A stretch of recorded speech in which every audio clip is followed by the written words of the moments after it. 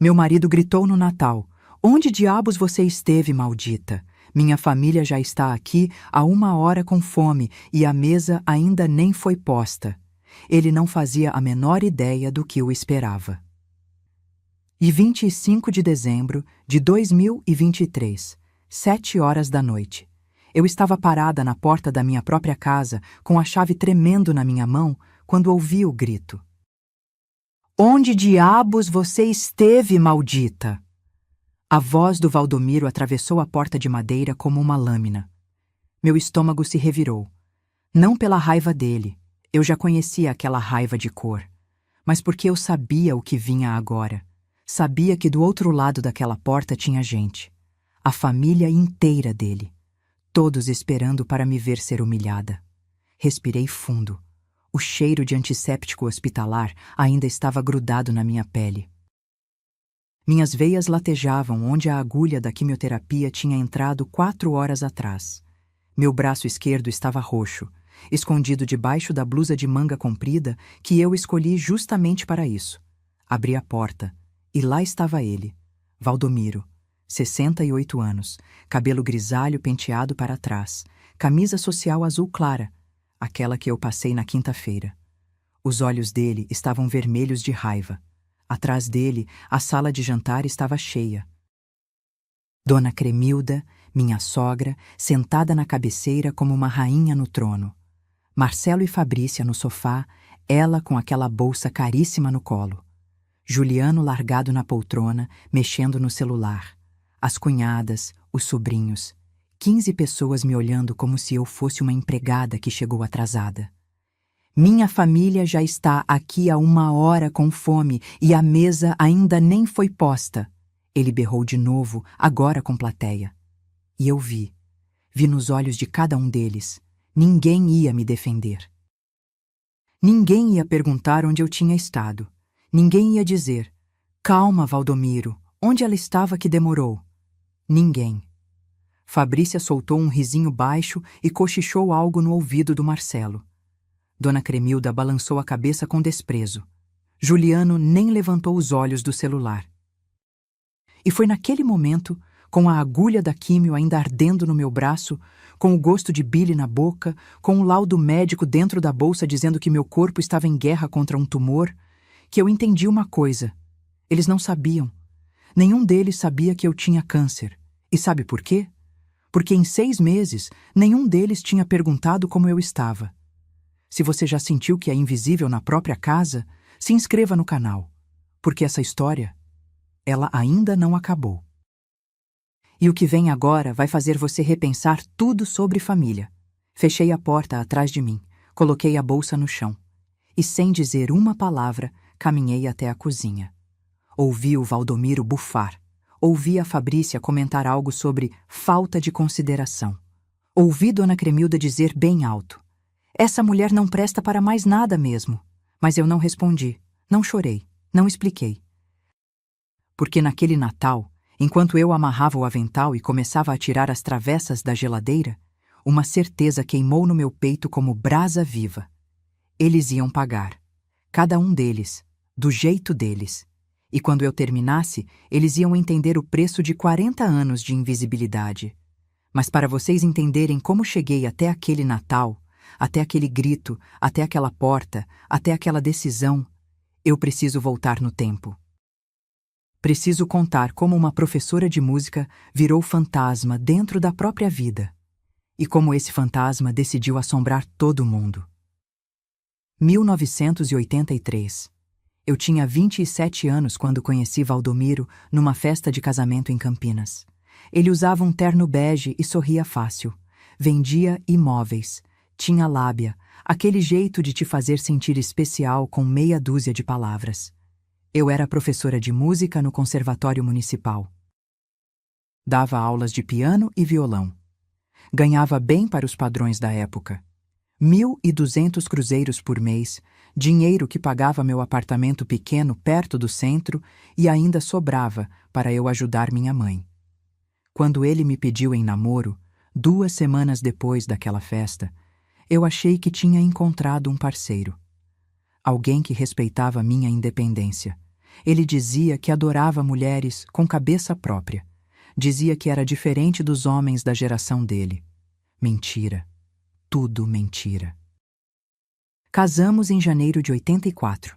Igreja lotada, vestido simples, festa no salão do bairro, lua de mel em Campos do Jordão. 3 dias que pareciam promessa de vida inteira. Quando voltamos, Valdomiro me levou para conhecer a casa onde moraríamos. Uma casa boa, de 3 quartos, quintal nos fundos, num bairro tranquilo. Só tinha um detalhe que ele esqueceu de mencionar antes. Os pais dele moravam com a gente. Seu Valdemar, o pai, estava com enfisema pulmonar. Passava o dia inteiro tossindo, precisando de nebulização de 4 em 4 horas. Dona Cremilda cuidava dele, mas as pernas dela já não ajudavam muito. Ela tinha 63 anos e artrose avançada. É só temporário, Estela. O Valdomiro me disse naquela primeira noite, me abraçando na cama, enquanto eu olhava para o teto e tentava processar tudo. Só até meu pai melhorar, ou até a gente conseguir pagar alguém para cuidar deles. Temporário. Essa palavra virou piada cruel na minha vida. 3 meses depois, eu pedi demissão do conservatório. Não porque eu quis, mas porque Dona Cremilda teve uma queda. Fraturou o quadril. Precisava de cuidados em tempo integral. E Valdomiro me olhou com aqueles olhos de cachorro abandonado e disse: Amor, você não vai deixar minha mãe sozinha, vai? Como se fosse escolha. Como se fosse favor. Como se não fosse o primeiro tijolo da prisão que ele estava construindo ao meu redor. Eu tinha 28 anos. Minha carreira estava começando a decolar. Tinha recebido proposta para dar aulas particulares para filhos de gente importante na cidade. Tinha até uma chance de tocar num coral da igreja matriz. Larguei tudo. E sabe o que é pior? Na época, eu achei que estava sendo boa esposa. Achei que estava fazendo a coisa certa. Que família era sobre sacrifício? Ninguém me contou que sacrifício sem volta é só burrice com um nome bonito. Bruna nasceu em 85, Marcelo em 87. Juliano em 90. 3 gravidezes, 3 cesarianas, 3 vezes em que o Valdomiro sumiu no dia seguinte ao parto porque tinha reunião importante com o cliente. E eu ali, sozinha, amamentando, trocando fralda, fazendo comida para a sogra, dando nebulização para o sogro, lavando montanha de roupa. Minha mãe faleceu em novembro de 85. Câncer de estômago que levou ela em 4 meses. Eu estava grávida de 6 meses da Bruna quando enterrei minha mãe debaixo de chuva fina, segurando um guarda-chuva preto que o Valdomiro nem se deu ao trabalho de segurar comigo. A herança que ela deixou foi 380 mil cruzados na época, dinheiro de uma casa que ela vendeu no interior. Era meu, só meu, estava no testamento. Para minha filha Estela Maria, para que ela tenha segurança. Valdomiro pegou o dinheiro 3 meses depois. Sentou comigo na mesa da cozinha, com uma pasta cheia de papéis, e me explicou o investimento da nossa vida. Ele ia comprar imóveis para alugar, ia montar a própria imobiliária, ia nos tornar ricos. Você confia em mim, né, amor? Eu assinei os papéis, todos eles, sem ler direito, porque eu estava exausta, com o bebê recém-nascido pendurado no peito, e porque, que Deus me perdoe, eu realmente acreditei nele. O dinheiro sumiu, e com ele sumiu o último pedaço de mim que tinha voz própria. Os anos passaram como borracha de apagar sobre desenho a lápis. Devagar, sem você perceber, até que não sobra nada do que estava ali antes. Eu cuidava da casa, dos filhos, da sogra. O sogro faleceu em 93, mas ela continuou morando com a gente, cada vez mais exigente, cada vez mais cruel. Eu cozinhava, limpava, passava, organizava. E o Valdomiro? Ele prosperou. A imobiliária cresceu. Ele comprou carro novo, trocou o guarda-roupa inteiro. Começou a viajar para congressos, para eventos de networking. Voltava cheirando a perfume que não era meu, mas eu nunca perguntei. Porque nessa altura eu já tinha entendido as regras do jogo. Eu não era esposa. Eu era funcionária, sem salário, sem folga, sem direito a reclamar. Os meninos cresceram. Bruna saiu de casa aos 22, casou com um advogado de São Paulo, sumiu. Ligava uma vez por mês, sempre correndo, sempre sem tempo para visitar. Marcelo entrou para trabalhar com o pai na imobiliária. Juliano? O Juliano nunca cresceu de verdade. Ficou ali, dependente, tratando a casa como hotel. E eu virei mobília. Aquele tipo de coisa que está sempre ali, mas ninguém repara. Ninguém agradece. Ninguém pergunta se está quebrada. Até que em junho de 2023, meu corpo gritou o que minha boca nunca teve coragem de dizer. Um nódulo no seio esquerdo. Pequeno, duro, silencioso. Câncer. E quando a médica me deu o diagnóstico, sabe qual foi meu primeiro pensamento? Será que alguém lá em casa vai notar? Deixa eu te contar uma coisa que dói mais que qualquer quimioterapia. Descobrir que você foi roubada pela pessoa que jurou te proteger. Valdomiro construiu um império. 12 imóveis alugados espalhados por Campinas e região. Uma imobiliária com 3 corretores fixos e escritório de vidro na avenida principal. 2 carros, uma Hilux prata e um Corolla para o Marcelo.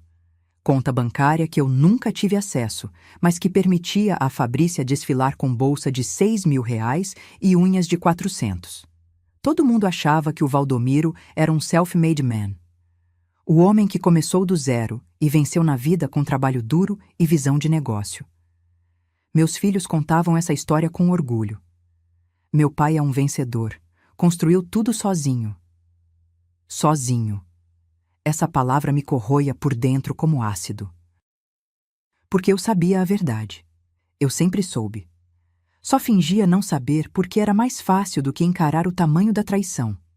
Aqueles 380 mil cruzados que minha mãe deixou, o dinheiro da casa dela, da vida inteira dela trabalhando como costureira, não investimos juntos. Valdomiro pegou, colocou tudo no nome dele. Comprou 4 imóveis em leilão da Caixa entre 86 e 88, quando os preços estavam no chão. Essas 4 casas, alugadas desde então, foram a base de tudo. Com o lucro delas, ele comprou mais 3. Depois mais 5, como bola de neve. Hoje, em 2023, essas propriedades geravam R$ 28.000 por mês. Líquidos. Direto na conta dele. E sabe quanto eu recebia? R$ 800. Isso mesmo, R$ 800 para as despesas da casa. Como se comida, luz, gás, produtos de limpeza e remédios da dona Cremilda custassem menos que isso. Como se eu fosse mágica. Quando o dinheiro acabava, e sempre acabava, eu tinha que pedir. Ir até o escritório dele, interromper as reuniões importantes e pedir na frente dos funcionários, como criança pedindo mesada. Valdomiro, preciso de mais R$ 200. O supermercado? Ele suspirava, fazia cara de sofrido, abria a carteira com aquela lentidão proposital para todo mundo ver o sacrifício dele e me entregava as notas como quem faz favor. Toma. Mas administra melhor, Estela. Não é fácil sustentar essa casa. Sustentar, com o dinheiro que veio da minha mãe. Enquanto isso, a Fabrícia, que nunca trabalhou um dia sequer na vida, trocava de roupa toda semana. O Juliano, desempregado há 3 anos, comprava tênis de R$ 1.200. O Marcelo viajava para congressos em Florianópolis, Porto Alegre, Rio de Janeiro. E eu? Eu usava as mesmas 5 blusas há 8 anos. Sandália de R$ 29,90. Calça jeans desbotada que eu mesma ajustava quando engordava ou emagrecia. Uma vez, em 2019, eu pedi um vestido novo para ir no casamento da sobrinha do Valdomiro. Algo simples, R$ 150 numa loja do centro. Ele olhou para mim como se eu tivesse pedido um carro. R$ 150 num vestido? Você tá louca, Estela? A gente não tá nadando em dinheiro, não. 2 semanas depois, ele comprou um relógio de R$ 2.800. Presente de cliente, ele disse. Preciso estar bem apresentado para fechar negócios. Eu fui no casamento com um vestido que a Bruna tinha deixado para trás há 10 anos. Azul desbotado, com elástico frouxo na cintura. A Fabrícia olhou para mim naquele dia e disse na frente de todo mundo: Ai, dona Estela, a senhora não tem nada mais atual para vestir? O Marcelo riu. O Valdomiro fingiu não ouvir. E eu? Eu abaixei a cabeça e fingi que não doeu. Mas a pior descoberta não foi o dinheiro que ele me negava, foi o dinheiro que ele escondia. Lembra que eu te falei do apartamento na praia? Deixa eu te contar essa. Em 2015, Valdomiro comprou um apartamento em Ubatuba. Investimento, ele disse. Vou alugar para a temporada. Colocou no nome dele, óbvio. Eu nem assinei nada, nem sabia o endereço direito. Ele dizia que o apartamento rendia uns 1.500 por mês, que mal pagava o condomínio. Que era mais dor de cabeça que lucro. Mentira. Descobri, muito tempo depois, mas já vou chegar lá, que o apartamento estava alugado fixo desde 2016. R$ 3.500 mensais. Contrato de 2 anos que se renovou automaticamente. 7 anos alugado. 3.500 por mês. Façam as contas comigo. R$ 294.000. Quase 300 mil que entraram na conta dele, que ele nunca declarou direito, que ele nunca mencionou. Enquanto eu mendigava R$ 200 para comprar frango. Enquanto eu remendava lençol velho porque não tinha dinheiro para jogo novo. Enquanto eu tomava remédio genérico para pressão alta, que eu desenvolvi de tanto engolir humilhação, porque o de marca era muito caro. E o pior é que aquele apartamento estava no meu nome. Isso mesmo. Por alguma razão burocrática que só advogado explica direito, o imóvel tinha sido registrado como meu. Provavelmente para pagar menos imposto ou para proteger patrimônio em caso de processo contra a imobiliária dele. Eu era dona, mas não sabia. Eu tinha direito àquele dinheiro todo, mas ele embolsou. E durante 7 anos eu vivi como indigente dentro da casa que meu próprio suor tinha construído. Tem uma noite que eu nunca vou esquecer. Outubro de 2022, meu aniversário de 66 anos. Acordei, fiz café, arrumei a casa, preparei almoço. Ninguém disse nada. Valdomiro saiu cedo para a reunião. Voltou às 8 da noite, jantou, assistiu jornal, foi dormir. Nem feliz aniversário. Eu fiquei sentada na cozinha, sozinha, olhando para o bolo que eu mesma tinha feito. Simples, de laranja, sem vela, e pensei: será que se eu morrer amanhã, eles vão sentir minha falta? Ou só vão sentir falta de quem cozinha, lava e limpa? A resposta veio 1 ano depois. Naquele Natal de 2023, naquele grito, porque para eles eu não era mãe. Não era esposa, não era pessoa, eu era utilidade. E quando a utilidade falha, você não tem valor nenhum, mas eles ainda não sabiam de uma coisa. Utilidades quebradas podem ser consertadas, pessoas invisíveis podem acordar, e fantasmas. Bem, fantasmas podem assombrar. Deixa eu desenhar um quadro para você entender o tipo de gente que morava debaixo do mesmo teto que eu. Valdomiro, meu marido, 68 anos. Dono de imobiliária, pai de família respeitado no bairro, membro do Rotary Club. Para o mundo, ele era exemplo. Dentro de casa, era tirano. Ele tinha um jeito de te diminuir sem levantar a voz. Uma sobrancelha levantada quando você falava. Um suspiro profundo quando você entrava na sala. Um silêncio que dizia mais que qualquer grito: você não importa. Tinha dias que ele passava por mim como se eu fosse parede, literalmente. Eu falava bom dia e ele seguia para o banheiro sem nem piscar na minha direção. Mas se a Fabrícia chegasse, aí ele era todo sorrisos. Como está, minha filha? Quer um café? Minha filha. A nora dele recebia mais carinho em 5 minutos do que eu em 5 anos. Dona Cremilda, minha sogra, 89 anos, vivendo com a gente desde 1993. Exatos 30 anos sendo tratada como rainha, enquanto eu era a súdita. Ela tinha uma cadeira especial na sala. Ninguém podia sentar nela. Era o trono da vovó, como o Juliano chamava. De lá, ela comandava tudo. Controlava os horários das refeições, reclamava da temperatura da casa, criticava cada prato que eu fazia. Esse arroz está empapado, Estela. Essa carne está dura, Estela. Minha falecida sogra fazia melhor, Estela. Toda santa refeição, alguma crítica. E sabe o que o Valdomiro fazia? Ria. Mãe tem razão, Estela. Você podia caprichar mais. Ela tomava remédio para pressão, para diabetes, para tireoide. 7 comprimidos diferentes por dia. E quem organizava, quem lembrava os horários, quem marcava consulta, quem ficava 3 horas na fila do posto de saúde? Eu. E sabe quantas vezes ela me agradeceu nesses 30 anos? Nenhuma. Marcelo, meu filho mais velho, 38 anos. Trabalhava com o pai na imobiliária, ganhava bem, uns R$ 8.000 por mês. Casado com a Fabrícia há 9 anos. O Marcelo sempre foi o preferido do Valdomiro, o sucessor. Desde pequeno, aprendeu que agradar o pai era mais importante que qualquer outra coisa, inclusive respeitar a mãe. Ele me olhava com pena, aquele tipo de pena que é quase desprezo, como se eu fosse criatura fraca, incapaz, que tinha escolhido aquela vida. Uma vez, em 2021, eu tentei conversar com ele. Disse que me sentia cansada, que precisava de ajuda nas tarefas da casa. Ele estava mexendo no celular, nem levantou os olhos. Mãe, a senhora tem 89 anos morando aqui com a gente. A vida da senhora é tranquila. Para de drama. 89 anos?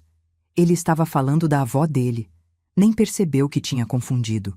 Para ele, eu e a dona Cremilda éramos a mesma coisa. Velhas inúteis que ocupavam espaço. Fabrícia, a nora, 35 anos.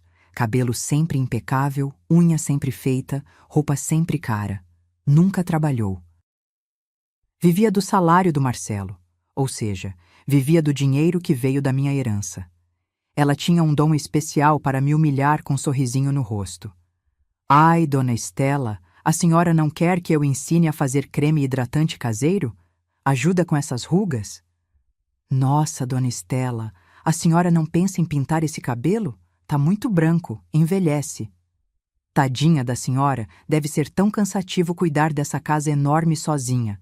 Mas fazer o quê, né? A vida é assim. Tadinha. Ela me chamava de tadinha na frente dos outros, e todo mundo ria como se fosse carinho.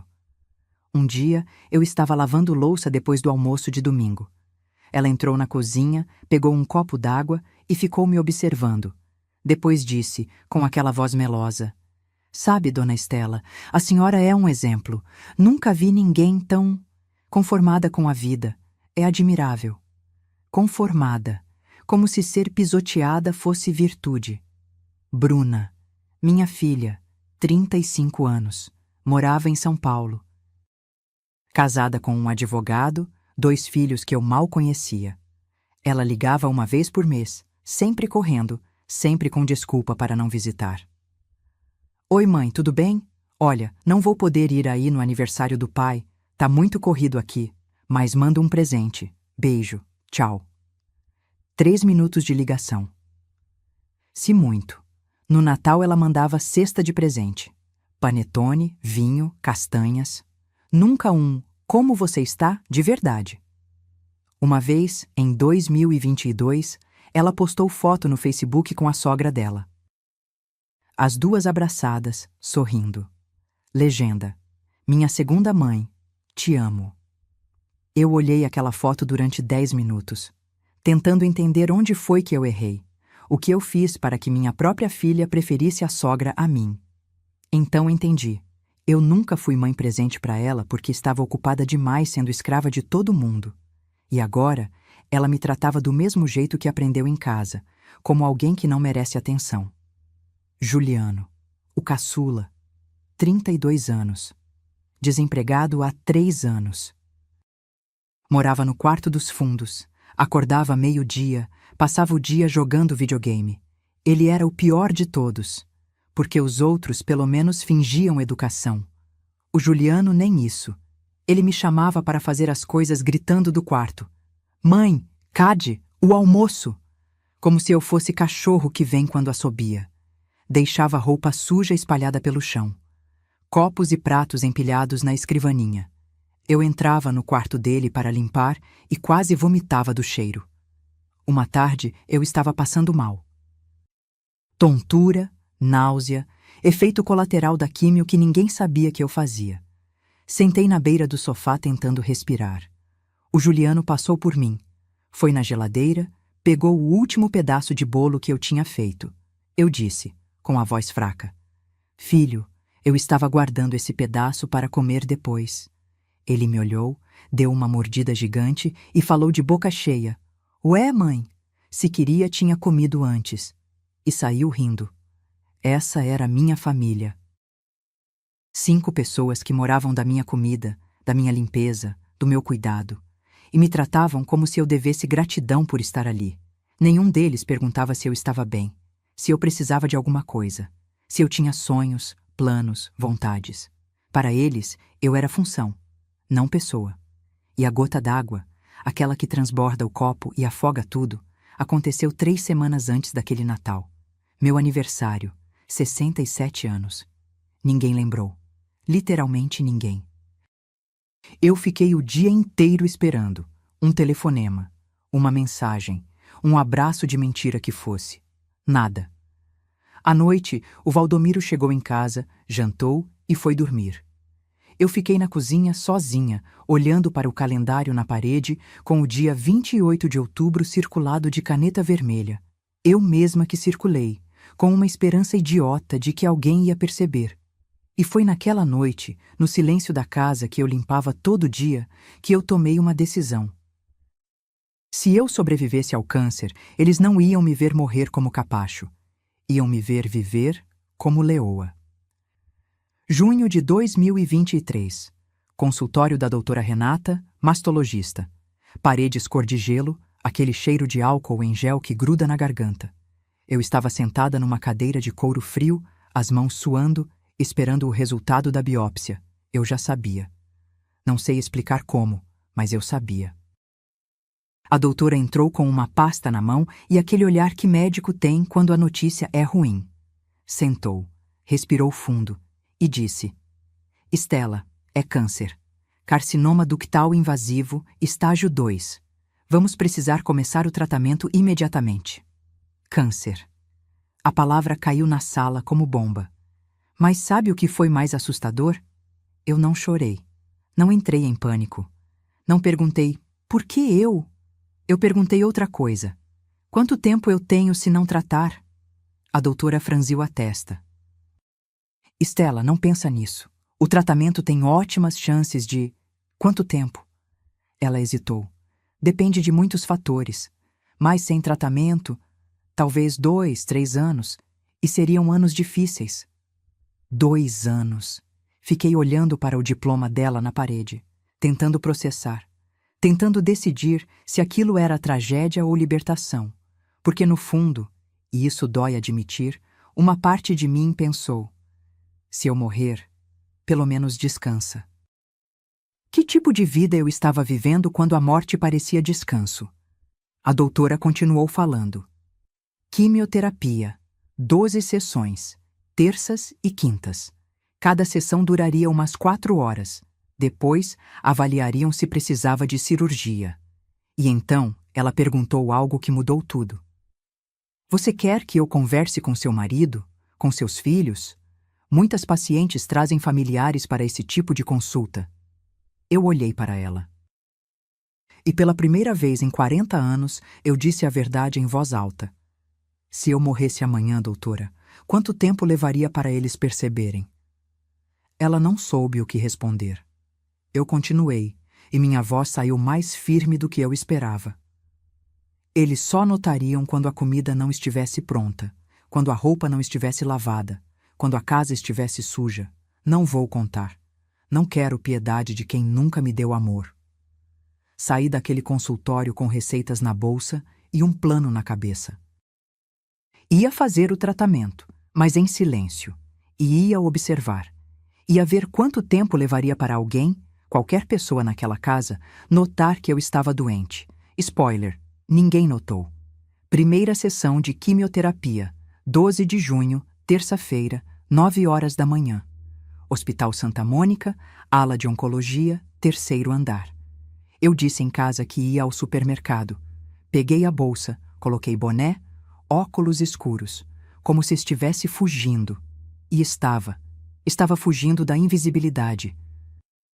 A sala de químio era grande, poltronas cinza reclinadas em fileiras, mulheres e homens sentados, com agulhas nos braços, bolsas de soro pingando veneno que cura. Todo mundo com aquele olhar, medo misturado com esperança. Sentei na poltrona 17. A enfermeira, Janaína, foi gentil. Conversou comigo enquanto procurava a veia. Perguntou se eu tinha vindo acompanhada. Não, estou sozinha. Ela apertou minha mão. Você é forte. Eu não me senti forte. Me senti idiota. Porque ali estava eu, 67 anos, enfrentando câncer sozinha, enquanto em casa tinha 5 adultos que nem perceberam minha ausência. A químio doeu. Não a agulha. Essa foi tranquila. Mas depois, o líquido gelado entrando na veia, o gosto metálico na boca, a náusea que começou devagar e foi crescendo como onda. 4 horas depois, saí de lá cambaleando. Peguei ônibus de volta. Parei no supermercado de verdade. Comprei leite, pão, frutas, para a mentira fazer sentido. Cheguei em casa 3:30 da tarde. Juliano estava na sala, grudado no videogame. Nem olhou para mim. Mãe, Cad, a comida? Tô com fome. Engoli a náusea, fui para a cozinha e fiz macarrão. 3 semanas se passaram assim. Terças e quintas na químio. O resto da semana fingindo que estava tudo bem. Eu emagreci 6 quilos. Meu cabelo começou a cair. Eu prendia ele, usava lenço em casa, dizia que estava com caspa. Ninguém perguntou. Até que numa quinta-feira, 29 de junho, minha vida mudou por causa de uma conversa na sala de espera. Eu estava sentada, esperando ser chamada, quando uma senhora sentou ao meu lado. Cabelo grisalho curtinho, olhos azuis vivos, blusa florida, uns 70 e poucos anos. Ela olhou para mim e sorriu. Aquele tipo de sorriso que reconhece dor na outra pessoa. Primeira vez? 4ª sessão, eu respondi. Eu já terminei o meu tratamento. Vim só para o controle. 2 anos livre do câncer. Ela estendeu a mão. Hildete. Estela. A gente ficou conversando. Ela me contou que teve câncer de mama aos 70 anos. Fez químio, radioterapia, mastectomia e venceu. Mas a parte importante da história não foi o câncer, foi o que veio depois. Sabe, Estela, o câncer me ensinou uma coisa. A vida é curta demais para viver sendo capacho. Eu olhei para ela, surpresa com a palavra. Ela continuou. Eu passei 60 anos da minha vida servindo. Marido, filhos, netos. Nunca fiz nada para mim. Quando descobri o câncer, meu filho, aquele que eu criei sozinha depois que o pai dele morreu, sabe o que ele disse? Eu balancei a cabeça. Ele disse, Mãe, você não pode ficar doente agora. Quem vai cuidar dos meus filhos enquanto eu e minha mulher trabalhamos? Meu estômago revirou. Não de náusea da químio, de raiva. E o que você fez? Hildete sorriu. Aquele sorriso de quem sabe segredo poderoso. Mandei ele contratar babá, vendi a casa, peguei o dinheiro e viajei o mundo. Fui para Paris, Roma, Buenos Aires, conheci gente, vivi, e hoje moro num apartamento pequenininho só meu, recebo ele uma vez por mês e durmo em paz. Ela segurou minha mão. Estela, você vai morrer sendo capacho ou vai viver sendo dona de si? Aquela pergunta ecoou na minha cabeça o caminho inteiro de volta para casa. Quando cheguei, o Valdomiro estava no escritório, porta entreaberta. Ele falava ao telefone com alguém. Eu passei devagar e ouvi. O apartamento de Ubatuba tá rendendo bem. 3.500 limpos. Mas não comenta com ninguém, não. Estou declarando só parte. Meu coração gelou. 3.500? Ele sempre disse que era 1.500. Foi naquela noite, deitada na cama ao lado de um homem que me roubava há décadas, que eu decidi. Não ia só sobreviver ao câncer. Ia sobreviver àquela família. E ia fazer cada um deles pagar pelo que fizeram comigo. O Nastinines. Tem um momento na vida em que você para de chorar e começa a calcular. Aquela noite foi o meu. Deitada na cama, ouvindo o Valdomiro roncar como se não tivesse acabado de me roubar R$ 3.500 por mês durante anos, eu fiz contas mentais. R$ 3.500. 12 meses. 7 anos desde 2016. R$ 294.000. Quase 300 mil que ele embolsou enquanto eu mendigava dinheiro para comprar sabão em pó. A raiva queimou no meu peito como brasa. Mas não era raiva cega. Era raiva fria, calculada, perigosa. No dia seguinte, sexta-feira, esperei todo mundo sair. Valdomiro para o escritório, Marcelo também, Juliano para a casa do amigo. Uma raridade, mas acontecia. Dona Cremilda cochilava depois do almoço. Às 2 da tarde, eu estava sozinha. Fui até o escritório do Valdomiro. Aquele cômodo que ele sempre trancava, como se guardasse segredos nucleares. Mas eu conhecia cada canto daquela casa.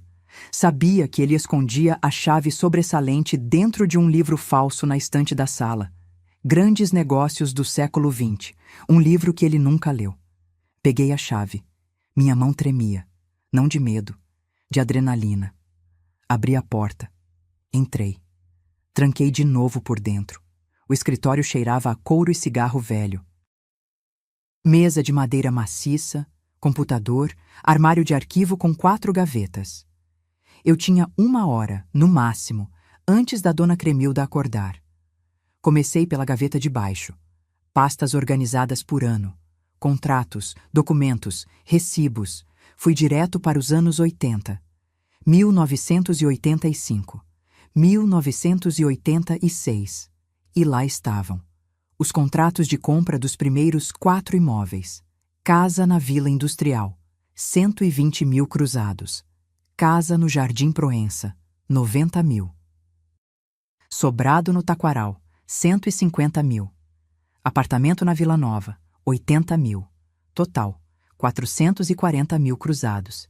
E no rodapé de cada contrato carimbado. Origem do recurso. Recursos próprios. Recursos próprios. A herança da minha mãe. Eu fotografei tudo com o celular. Cada página, cada assinatura. Minha mão já não tremia mais. Continuei procurando. Pasta de 2015. Lá estava. Escritura do apartamento em Ubatuba. Rua das Toninhas, número 342. Apartamento 103. E o nome no documento? Estela Maria Cavalcante dos Santos. Meu nome completo. Com meu CPF. O apartamento era meu. Sempre foi meu. E ele alugava, recebia, gastava, sem me contar. Sem me dar um centavo. Fotografei. Respirei fundo. Continuei. Foi na 3ª gaveta que encontrei a bomba. Um envelope pardo com a palavra testamento, escrita em caneta azul na frente. Abri. Era o testamento do Valdomiro, feito em 2018 no cartório do centro. Assinado. Reconhecido firma. Li cada linha. E a cada linha, meu sangue fervia mais. Ele deixava tudo, tudo, dividido entre os 3 filhos. A casa, os imóveis, as contas bancárias, as cotas da imobiliária. Para mim? A minha esposa Estela Maria, confiro usufruto vitalício da residência principal, desde que não contraia novas núpcias. Usufruto. Eu podia morar na casa até morrer. Mas não era dona. Se eu arranjasse outro companheiro, como se isso fosse possível ou desejável, eu perdia até isso. 40 anos de casamento. 40 anos construindo patrimônio. E eu valia menos que inquilino. Fotografei cada página daquele testamento maldito. Quando terminei, já era 3h20. Coloquei tudo de volta exatamente onde estava. Tranquei o escritório. Devolvi a chave. Fui para a cozinha fazer café como se nada tivesse acontecido. Mas tudo tinha acontecido. Nos dias seguintes, virei detetive da própria vida. Comprei um gravador pequeno, daqueles de jornalista, numa loja de eletrônicos no centro. R$ 240 que tirei da minha mesada. Comecei a gravar tudo. Toda humilhação, todo desrespeito, toda conversa em que era tratada como lixo. Terça-feira à tarde, Dona Cremilda me chamou para levar chá na sala. Liguei o gravador no bolso do avental. Esse chá tá fraco, Estela. Parece água suja. Desculpa, Dona Cremilda. Faço outro. Não precisa. Já tô acostumada com coisa mal feita. Gravado. Quinta de noite, jantar em família. Juliano reclamou da comida. Esse feijão tá sem gosto, mãe. Parece que você não põe tempero de propósito. Valdomiro riu. Sua mãe tá ficando velha. Já não sabe mais cozinhar. Marcelo concordou. É, mãe, o feijão tá meio aguado mesmo. Gravado. Mas a gravação mais importante aconteceu num sábado. Eu estava no quintal estendendo roupa. A janela do quarto do Marcelo estava aberta. Ele e a Fabrícia conversavam alto. Achavam que eu não ouvia. Liguei o gravador e cheguei mais perto. Sério, amor, a gente precisa pensar no futuro. Era a voz da Fabrícia. Seus pais não vão durar para sempre. Não fala assim. Marcelo, sem muita convicção. Estou sendo realista. Seu pai já tem 68 anos. Sua mãe, 67. E com a saúde da sua avó, enfim. A casa vale quanto? Uns 900 mil. Talvez 1 milhão se reformar. E o terreno da Barão de Itapura? Aquele que meu pai comprou em 2012? Uns 2 milhões fácil. Tá em área nobre. Fabrícia suspirou. Quando a velha bater as botas, a gente vende tudo e divide com seus irmãos. Com a nossa parte, dá para comprar um apartamento melhor e sobra para investir. A velha. Ela estava falando de mim, planejando meu funeral antes do corpo esfriar. Marcelo riu. Você é terrível, sabia? Estou pensando no nosso futuro, amor. No futuro dos nossos filhos. Essa casa aqui é grande demais, gasta demais. Melhor liquidar e partir para algo mais prático. Liquidar. Como se eu fosse ativo falido. Fiquei ali parada, segurando o lençol molhado, gravador no bolso, engolindo lágrimas de raiva. Naquela noite, transferi todas as gravações para o computador. Salvei em 3 pendrives diferentes. Um escondi dentro de uma lata de farinha no armário. Outro dentro do forro velho de um casaco que ninguém usava. O terceiro mandei pelo correio para a casa da Bruna, dentro de um pacote com receitas da vovó escrito na frente. Ela nunca abriria, mas estava seguro. As provas estavam reunidas, documentos que mostravam que o império foi construído com meu dinheiro, gravações que provavam o desrespeito constante, contrato que provava que eu tinha imóvel em meu nome que ele escondia, testamento que provava que ele me deixaria na miséria, conversa dos filhos planejando minha herança como abutres. Faltava só uma coisa: advogado. E foi num dia de quimioterapia, conversando de novo com a Hildete, que encontrei a solução. Estela, você precisa da doutora Letícia, advogada especialista em direito de família. Ela me ajudou a me divorciar do meu segundo marido quando descobri que ele tinha amante.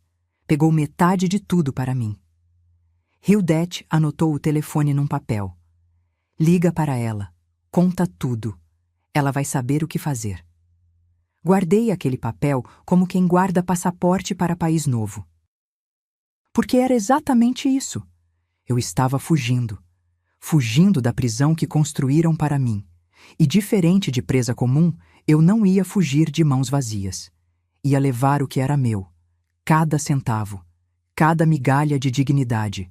E ia deixar eles com o que eles mereciam. Nada além da própria mesquinhez. Voltemos àquele Natal. 25 de dezembro de 2023. 7 da noite. Eu tinha saído de casa às 3 da tarde. Sessão de quimioterapia de emergência.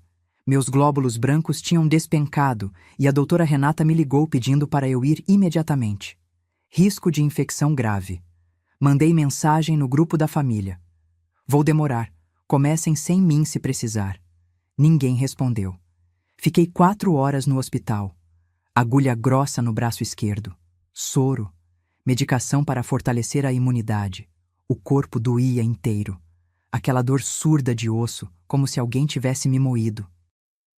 Quando saí, 7 menos 10, eu mal conseguia andar direito. Peguei táxi. R$ 15 que eu não tinha, mas não aguentaria ônibus. Cheguei em casa às 7h05.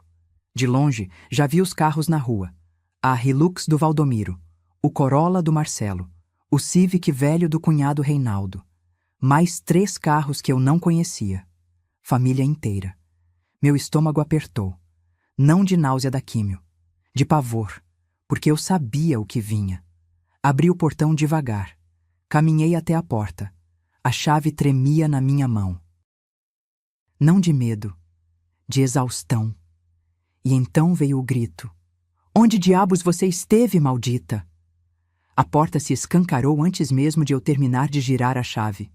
Valdomiro estava ali, vermelho de raiva, veias saltadas no pescoço, dedo apontado para o meu rosto.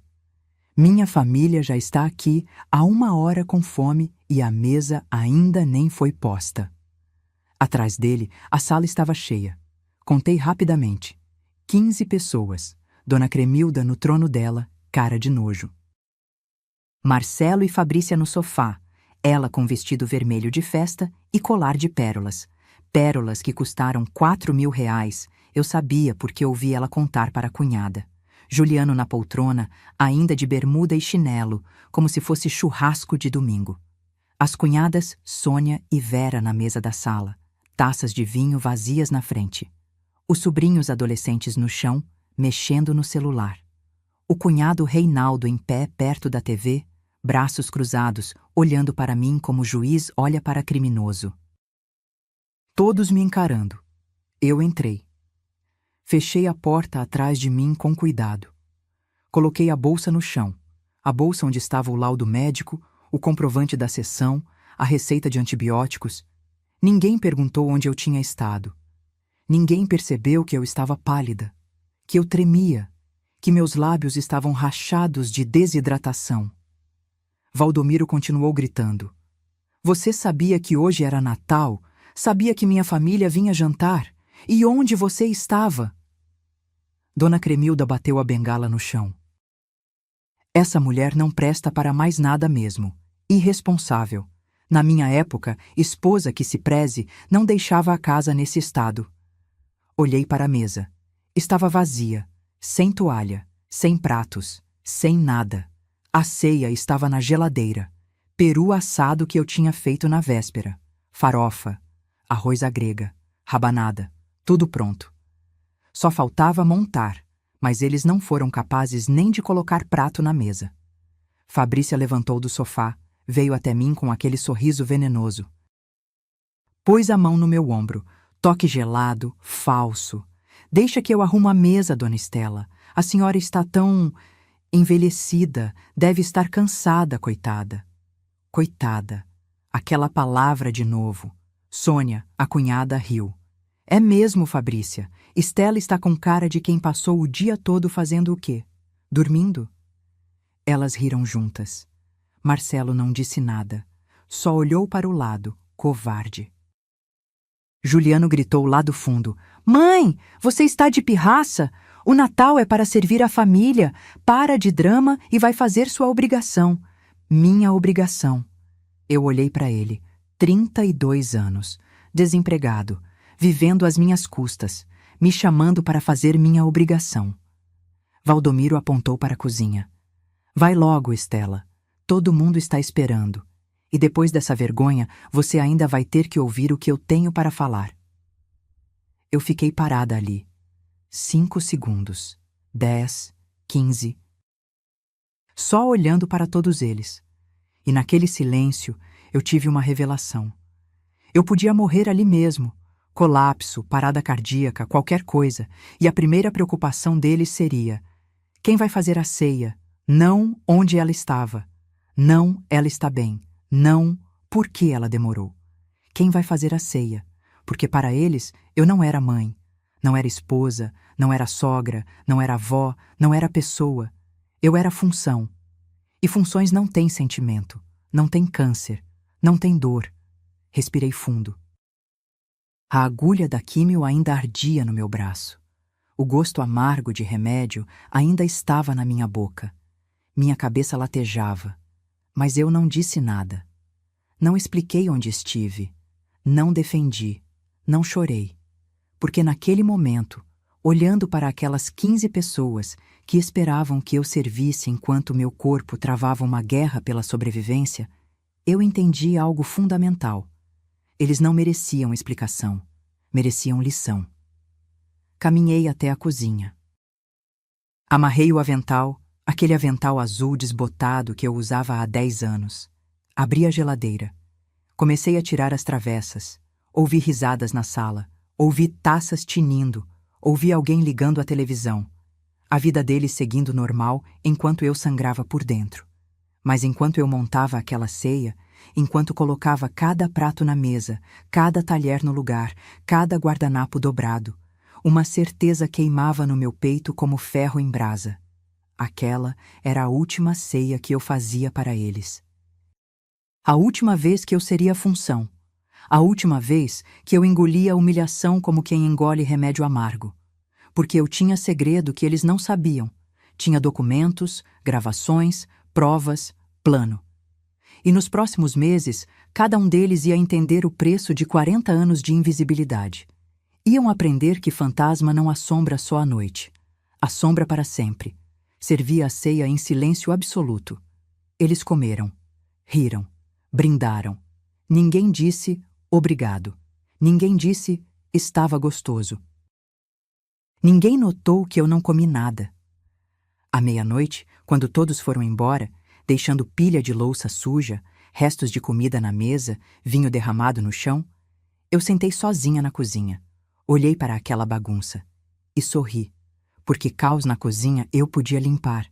Caos na vida deles, quando eu terminasse, ninguém ia conseguir arrumar. 2 de janeiro de 2024, 9 horas da manhã. Escritório da doutora Letícia Fonseca, especialista em direito de família. 13º andar de um prédio comercial no centro de Campinas. Eu estava sentada numa sala com paredes de vidro, vista para a cidade inteira. A advogada na minha frente tinha uns 45 anos, cabelo castanho preso em coque, óculos de grau, terno cinza impecável. Ela olhou para mim com aquela seriedade de quem já viu de tudo. Dona Estela, me conte sua história do início, sem pressa, sem vergonha.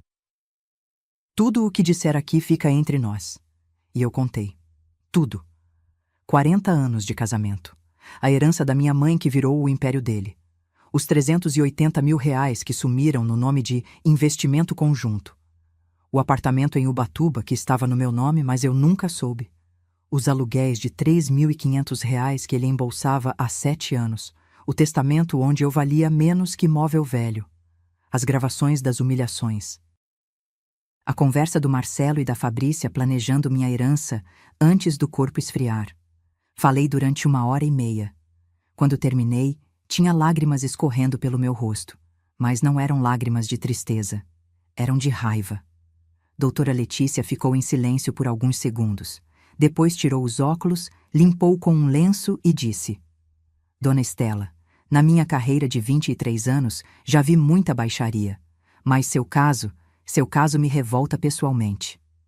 Ela abriu uma pasta. Vamos fazer o seguinte. Primeira coisa, separação judicial com pedido de partilha de bens. Você tem direito a 50% de tudo que foi construído durante o casamento. E com as provas que você trouxe, especialmente os contratos de 85 mostrando a origem do capital, podemos provar que o patrimônio inicial veio de você. Meu coração acelerou. Segunda coisa, vamos entrar com ação de sonegação patrimonial. Esse apartamento que está no seu nome, você tem direito a todos os aluguéis que foram pagos desde 2016. São 300 mil reais aproximadamente. Com juros e correção, vamos buscar 400 mil. 400 mil reais. Terceira coisa, as gravações. Elas provam violência psicológica, o que nos dá base para pedir danos morais. Não garanto que o juiz vai conceder, mas vamos tentar. Ela fechou a pasta e me olhou direto nos olhos. Mas preciso que você entenda. Isso vai ser guerra. Seu marido vai contratar advogado, vai tentar te pintar como louca, interesseira, oportunista. Seus filhos vão ficar do lado dele. Você tem certeza que quer seguir em frente? Eu não hesitei nem um segundo. Doutora, eu tenho câncer. Passei 6 meses fazendo quimioterapia sozinha, enquanto aquela família me tratava como empregada. Se eu vou morrer algum dia, e todo mundo vai, prefiro morrer de pé, com dignidade. Do que morrer de joelhos pedindo migalha. Ela sorriu, aquele tipo de sorriso de quem reconhece guerreira do outro lado da mesa. Então vamos à guerra. Assinei o contrato. 15 mil reais de honorários. Dinheiro que tirei da conta secreta que minha mãe tinha deixado, aquela que ninguém sabia que existia. 125 mil reais guardados em banco desde 1983, no meu nome de solteira. Herança que Valdomiro nunca descobriu porque nunca se deu ao trabalho de perguntar se eu tinha algo meu. Janeiro virou fevereiro. Fevereiro virou março. E nesses 90 dias eu me transformei. Por fora continuei a mesma. Acordava cedo, fazia café, limpava a casa, cozinhava, servia. Mas por dentro? Por dentro eu era furacão. Toda terça e quinta eu ia para a sessão de quimioterapia. Mas agora também ia para o escritório da doutora Letícia.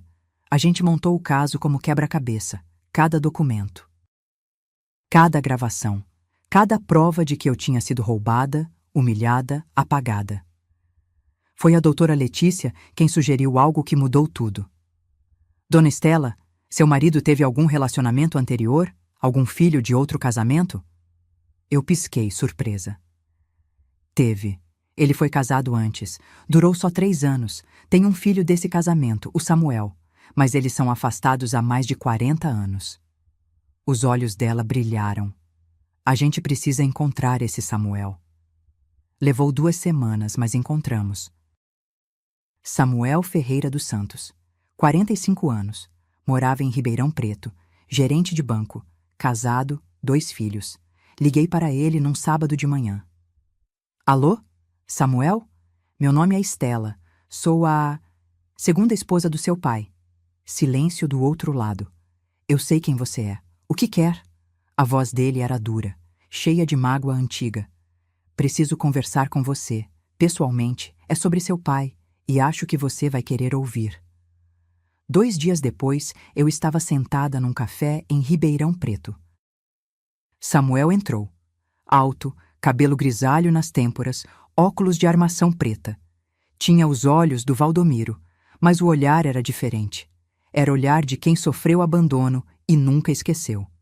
Sentou na minha frente, pediu café e disse: "Fale." Eu contei tudo. Ele me ouviu em silêncio. Quando terminei, ele ficou olhando para a xícara de café vazia por um longo tempo. Então disse: "Meu pai me abandonou quando eu tinha 5 anos. Fugiu com você. Desculpa a sinceridade." E nunca mais olhou para trás. Minha mãe criou eu sozinha. Trabalhou como faxineira para me dar educação. Morreu de derrame aos 57 anos. Ele não foi no enterro. A voz dele tremeu. Se você está me procurando porque quer que eu testemunhe contra ele, pode contar comigo. Porque esse homem não é pai, é fantasma, e fantasmas não merecem lealdade.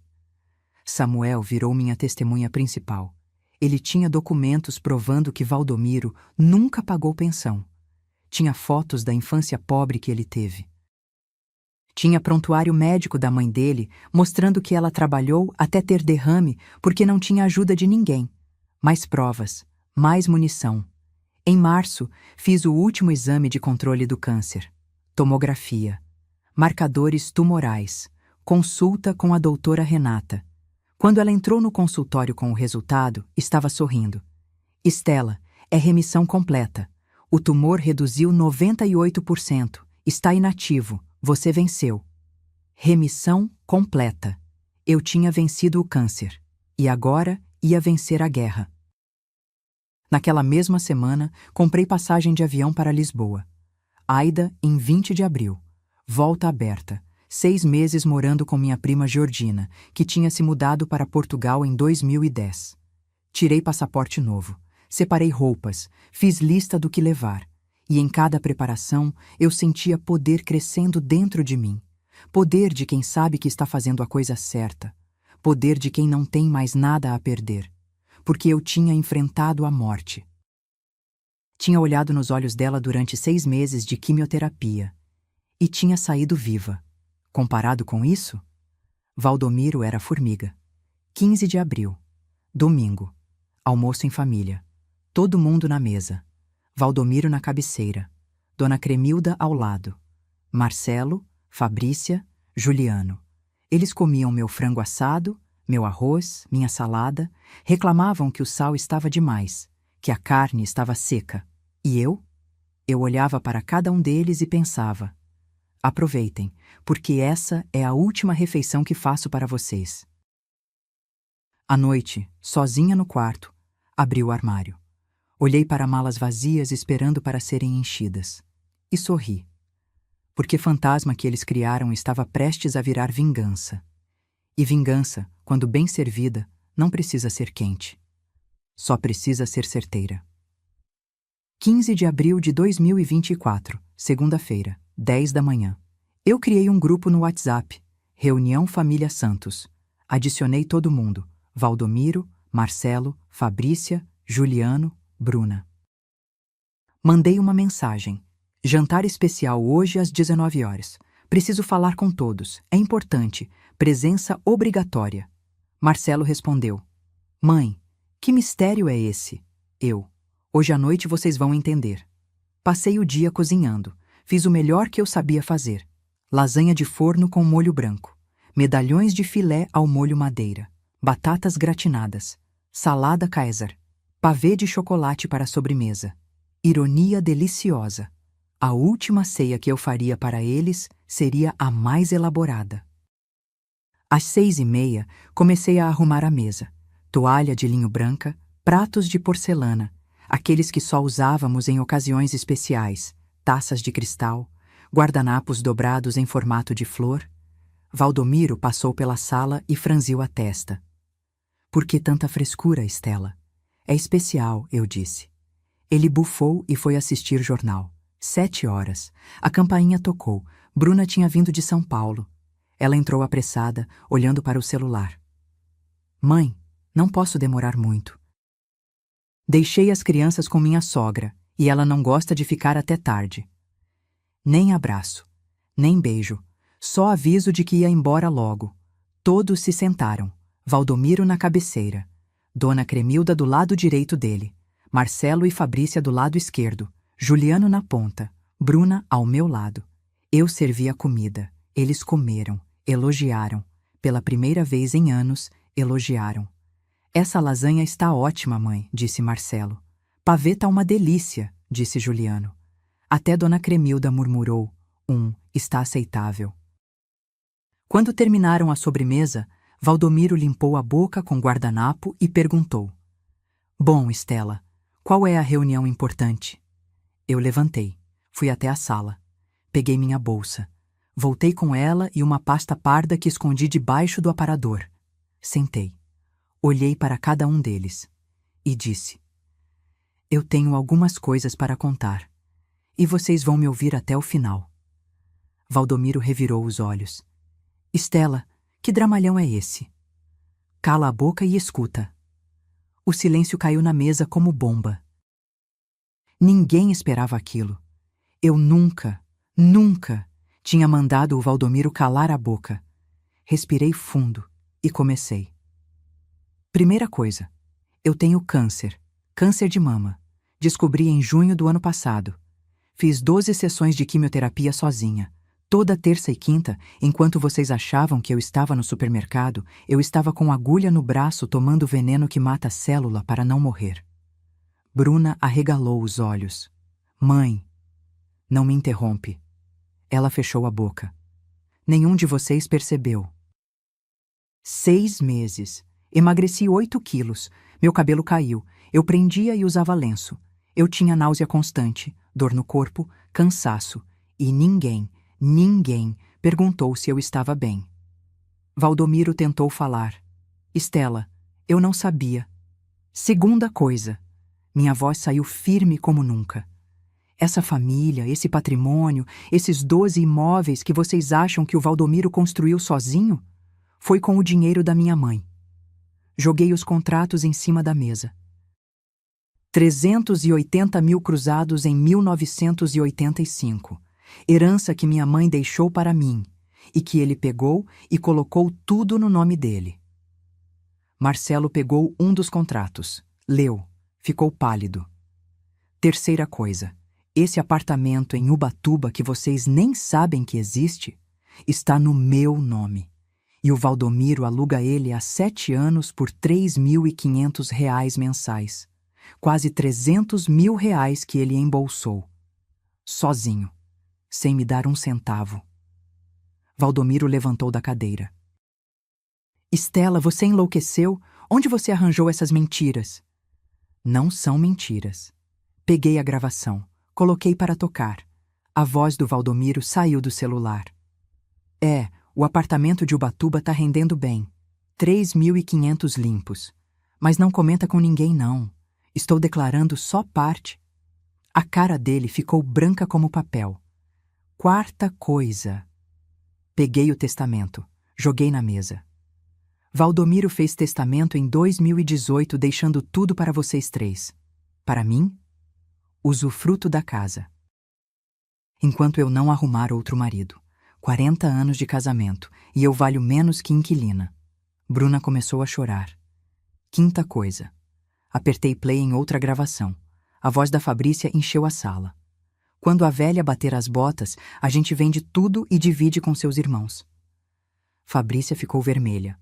Marcelo abaixou a cabeça. Vocês estavam planejando meu funeral, dividindo minha herança, enquanto eu ainda estava viva. Juliano tentou falar. Mãe, isso foi tirado de contexto. Cala a boca, Juliano. Você, que nunca trabalhou um dia na vida, que eu sustento há 3 anos, que me trata como empregada, cala a boca. Ele emudeceu. Olhei para todos eles, um por um. Sabe qual foi a pior parte de tudo isso? Não foi ser roubada. Não foi ter câncer sozinha. Foi perceber que para vocês eu nunca fui pessoa. Fui utilidade. Cozinheira, faxineira, enfermeira, mas nunca mãe, nunca esposa. Nunca ser humano com sentimento. Lágrimas escorriam pelo meu rosto agora, mas não eram lágrimas de tristeza. Eram lágrimas de libertação. E sabe o que eu vou fazer agora? Peguei a última pasta. Minha advogada já entrou com pedido de separação judicial, com partilha de bens, com ação de sonegação patrimonial, com pedido de danos morais, e eu vou atrás de cada centavo que me pertence. Valdomiro explodiu. Você não pode fazer isso. Essa casa é minha. Esse dinheiro é meu. Era seu. Porque foi construído com o meu dinheiro. E agora você vai devolver. Levantei da mesa. Amanhã eu viajo para Lisboa. Vou morar 6 meses com minha prima. Quando voltar, espero que a justiça já tenha decidido a partilha. E espero nunca mais ter que ver a cara de nenhum de vocês. Bruna se levantou, chorando. Mãe, eu não sabia. Não sabia porque nunca perguntou, Bruna. Nunca ligou de verdade. Nunca quis saber. Peguei minha bolsa. Olhei para todos eles uma última vez. E o jantar de hoje? Podem lavar a louça vocês mesmos, porque essa última ceia foi meu presente de despedida. Caminhei até a porta. Valdomiro gritou atrás de mim. Você vai se arrepender, Estela. Você não consegue viver sem mim. Eu parei, virei e sorri. Valdomiro, eu já morri vivendo com você. Agora eu vou descobrir como é viver de verdade. E saí. Dormi num hotel naquela noite. Melhor noite de sono em 40 anos. 30 dias depois. 15 de maio de 2024. Eu estava em Lisboa, tomando café da manhã na varanda do apartamento da minha prima Georgina, quando o celular tocou. Doutora Letícia. Dona Estela, temos novidades. Boas novidades. Meu coração disparou. O laudo pericial saiu. O perito analisou todos os documentos, rastreou a origem do capital, verificou os contratos de 1985. Está tudo comprovado. O patrimônio inicial veio da sua herança. A juíza aceitou todos os argumentos. Fechei os olhos, respirei fundo. E agora? Agora a gente negocia. O advogado do Valdomiro já ligou pedindo acordo. Ele sabe que vai perder feio se isso for a julgamento. Quer resolver rápido. Quanto ele está oferecendo? 6 imóveis dos 12, mais R$300 mil em dinheiro referente aos aluguéis sonegados de Ubatuba. E a casa fica com você. Ele que saia. 6 imóveis. R$300 mil. A casa. Era mais do que eu imaginei conseguir. Aceita, eu disse. Tem certeza? A gente pode pressionar por mais. Não quero mais nada dele além do que é meu por direito. Aceita o acordo. Quanto antes isso acabar, melhor. 10 dias depois, acordo homologado judicialmente. 25 de maio de 2024. Os 6 imóveis que ficaram comigo eram os melhores. 2 casas no Taquaral, um sobrado na Bela Vista, o apartamento em Ubatuba, uma casa comercial na avenida principal e um terreno na região da Lagoa do Taquaral. Valor de aluguel mensal: R$14 mil, líquidos, direto na minha conta, mais os 300 mil de indenização, que viraram 420 mil com juros e correção monetária. O apartamento de Ubatuba voltou oficialmente para meu nome, com todos os direitos. Expulsei o inquilino antigo e coloquei para aluguel por temporada, rendendo muito mais. Mas o melhor não foi o dinheiro, foi ver o império desmoronar. Valdomiro precisou vender a imobiliária. O escritório bonitinho de vidro na avenida, fechado, placa de vende-se na porta. Os 3 corretores que trabalhavam com ele, demitidos. Ele vendeu por R$250 mil, menos da metade do que valia, porque estava desesperado. Precisava pagar advogado, pagar as custas do processo, pagar a parte dele do acordo. A Hilux, vendida. O Corolla que o Marcelo usava, vendido também. Ele teve que alugar um apartamento de 2 quartos num bairro distante, sozinho. Tendo que cozinhar, lavar roupa, limpar casa. Descobri depois, pela Bruna, que ele queimou arroz 3 vezes na primeira semana. Que ligou para ela chorando, pedindo para ela ensinar a usar máquina de lavar. Chorando. O homem que me humilhou durante 40 anos estava chorando porque não sabia fritar um ovo. Marcelo perdeu o emprego quando a imobiliária fechou. Ficou 4 meses desempregado. Tentou arrumar vaga em outras imobiliárias, mas ninguém contratava. Todo mundo sabia do processo, do escândalo. E a Fabrícia? Ah, a Fabrícia. 2 meses depois que o dinheiro acabou, ela pediu separação. Pegou a filha e foi morar com a mãe dela. Marcelo ficou sozinho num apartamento alugado, ganhando R$3.500 como vendedor numa loja de materiais de construção. As bolsas de R$6 mil, as unhas de 400, as viagens, acabou tudo. Descobri que ela já estava namorando outro, um empresário dono de concessionária. Não perdeu tempo. E o Marcelo teve coragem de me ligar 3 meses depois de tudo. Mãe, eu errei. Eu não sabia que o pai fazia aquilo com você. Eu fiquei em silêncio. Mãe, você está aí? Estou. Eu queria pedir desculpas. De verdade. Marcelo, eu disse, com voz calma. Você sabia que eu era desrespeitada. Você via. Você ria junto. Você nunca me defendeu. Não porque não sabia, mas porque não se importava. Ele começou a chorar no telefone. Mas eu te perdoo, continuei. Porque guardar raiva de você seria dar poder que você não merece ter sobre mim. Mas perdoar não significa esquecer. E não significa voltar. Desliguei. Juliano? Esse teve que crescer na marra. sem casa, sem mãe para cozinhar, sem mesada do pai, porque o pai agora estava pobre também. Ele precisou procurar emprego. Qualquer emprego. Conseguiu vaga de atendente numa lanchonete. Salário mínimo. R$ 1.412. O garoto que me tratava como empregada agora limpava a mesa, lavava chão, atendia cliente mal-educado. Poético, não? Bruna foi a única que tentou de verdade. Ela veio me visitar em Lisboa em julho. Trouxe as crianças, meus netos que eu mal conhecia. Sentamos num café em Alfama. Ela chorou, pediu desculpas, de verdade. Mãe, eu fui uma filha horrível. Eu estava tão preocupada com minha vida que esqueci de você. Eu sabia que o pai tratava você mal. Eu via. E fingia que não via porque era mais fácil. Ela segurou minha mão. Me desculpa, por favor. Olhei para ela, para os olhos dela molhados de lágrima verdadeira. E eu vi algo que não vi nos outros. Arrependimento real. Eu te perdoo, Bruna, mas você precisa entender. A gente não volta a ser o que era, porque o que era quebrado. Podemos construir algo novo, mas vai levar tempo. Ela concordou.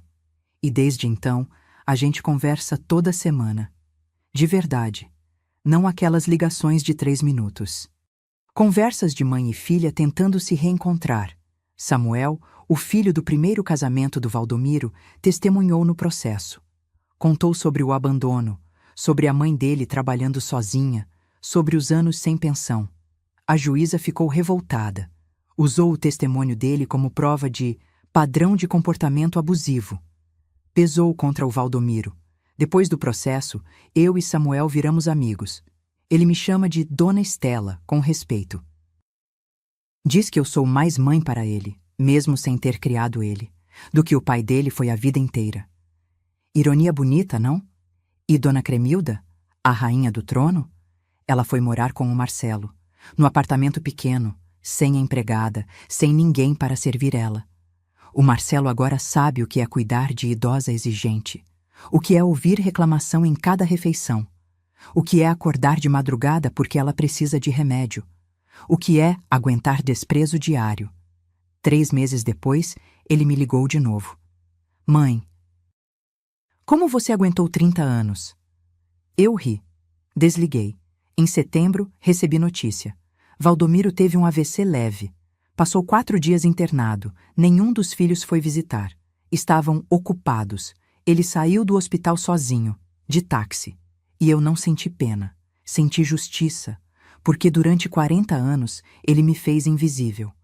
E agora, ele entendia o que era ser invisível de verdade. Ser esquecido. Ser descartado, ser função que deixou de funcionar. A vida tem dessas ironias. Você colhe exatamente o que planta. E ele plantou desprezo durante décadas. Agora colhia solidão.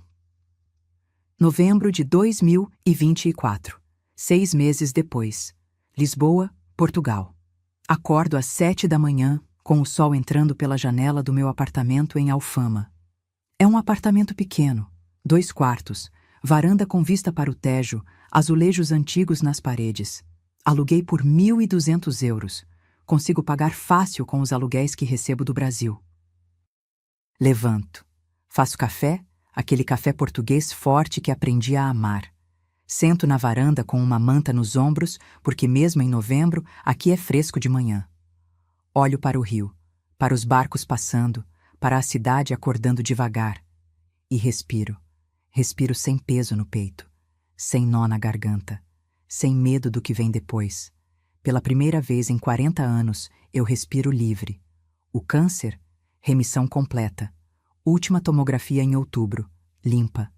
Marcadores tumorais. Normais. A doutora Renata disse que minha recuperação foi surpreendente. Que pacientes com perfil emocional positivo se recuperam melhor. Perfil emocional positivo. Engraçado, né? Eu passei a vida inteira em perfil emocional negativo. E só melhorei quando tirei o tumor verdadeiro da minha vida. Aquela família parasita. Hoje é terça-feira. Dia que eu dou aula de piano. Sim, voltei a dar aula. Tem uma escola comunitária aqui perto, num bairro chamado Graça. Eles precisavam de professora de música voluntária. Eu me ofereci. Agora, toda terça e quinta, das 9 ao meio-dia, eu ensino piano para crianças portuguesas. Crianças de 8, 9, 10 anos. Olhinhos brilhando quando conseguem tocar música inteira pela primeira vez.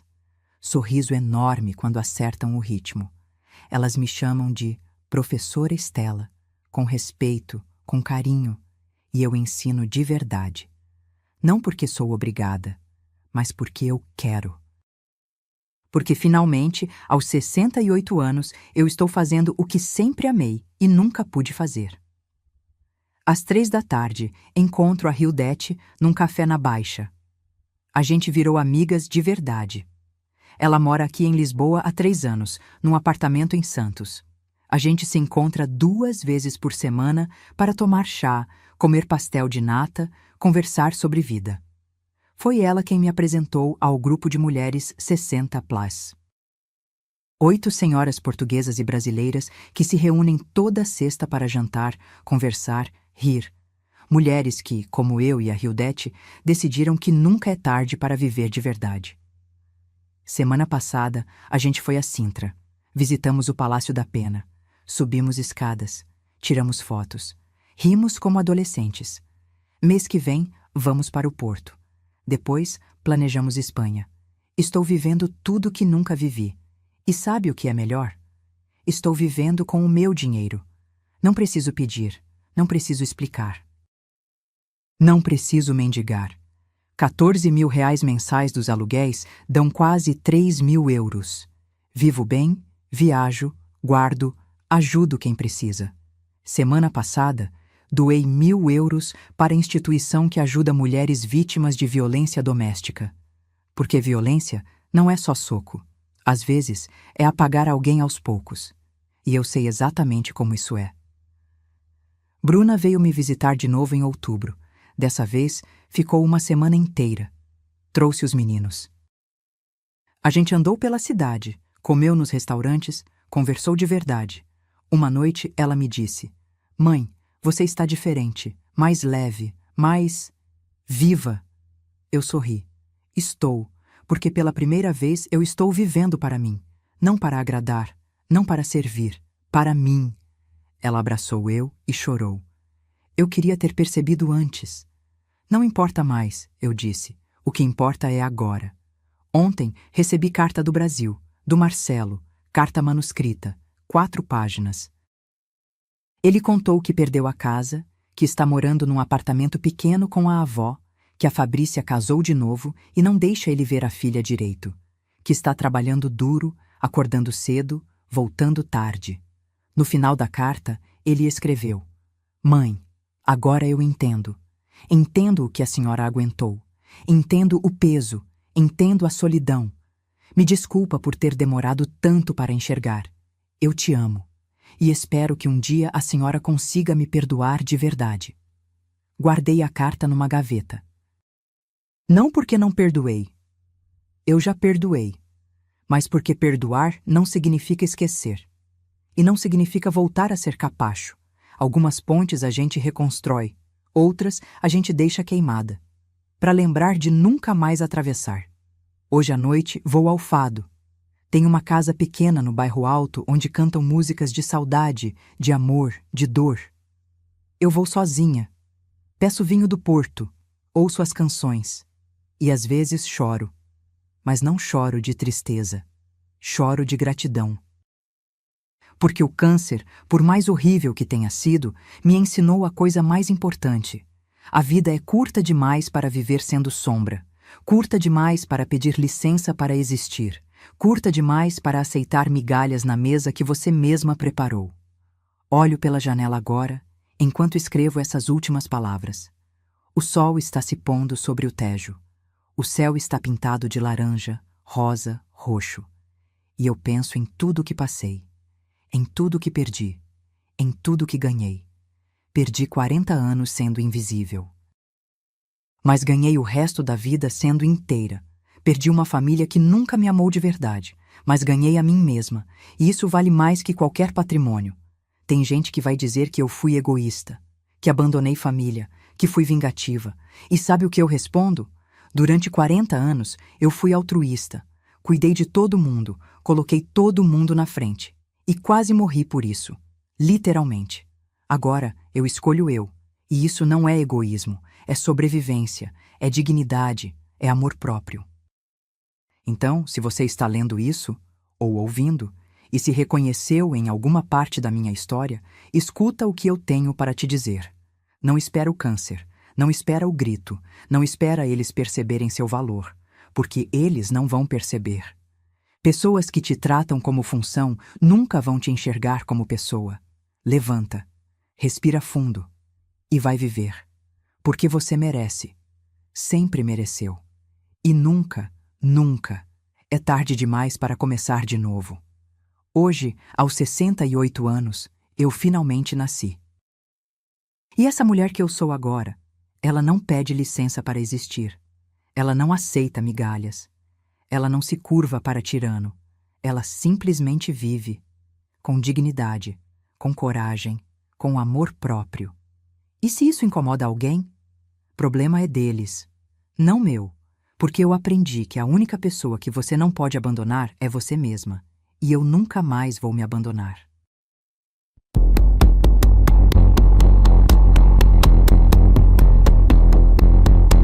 Se essa história tocou seu coração de alguma forma, deixe um comentário contando de onde você está assistindo.